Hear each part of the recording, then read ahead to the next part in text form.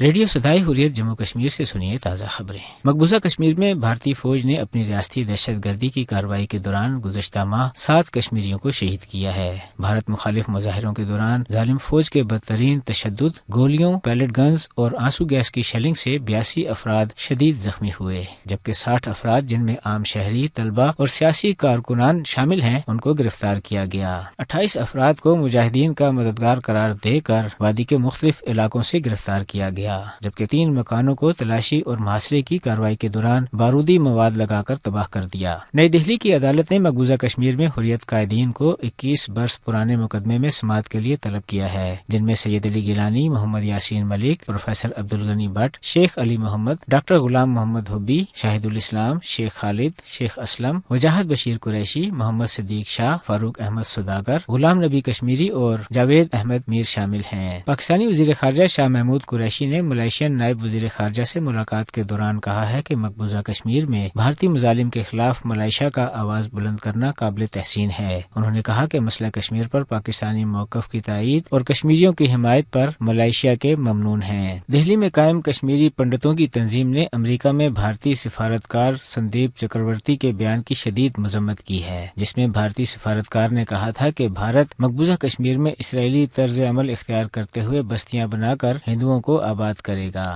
اس کے ساتھ ہی خبریں ختم ہوئیں۔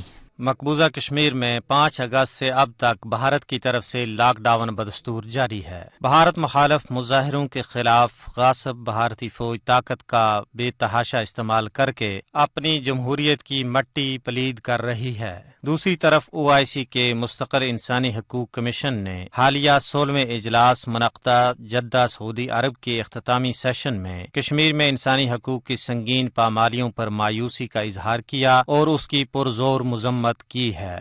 کمیشن نے مقبوضہ کشمیر میں بگڑتی ہوئی انسانی حقوق کی صورتحال کا بغور جائزہ لیا اور اس اجلاس میں کمیشن کے تمام ممبر ممالک اور مبصر ریاستوں کے نمائندوں نے بھی شرکت کی۔ کمیشن نے یہ بھی نوٹ کیا اور اس کا بھرپور اظہار کیا کہ بھارت نے مقبوضہ کشمیر میں افسپا اور PSA جیسے کالے قوانین کا نفاذ کر رکھا ہے اور ان کالے قوانین کے تحت فوج کو وہاں جرائم کرنے کی کھلی چھٹی ہے۔ کمیشن نے اپنے اس موقف کو بھی دہرایا کہ ہندوستان نے آرٹیکل 35A اور 370 کو ختم کر کے ایک غیر قانونی اقدام کیا ہے۔ اس کا مقصد مقبوضہ کشمیر سے مسلمانوں کی آبادی کے تناسب کو تبدیل کر کے مسلمانوں کو اقلیت میں بدلنا ہے، نیز یہ کہ یہ انسانی حقوق کے معاہدوں، کنونشنز اور 4th جنیوا کنونشن کے آرٹیکل 27 اور 49 اور ایڈیشنل پروٹوکول کی بھی خلاف ورزی ہے۔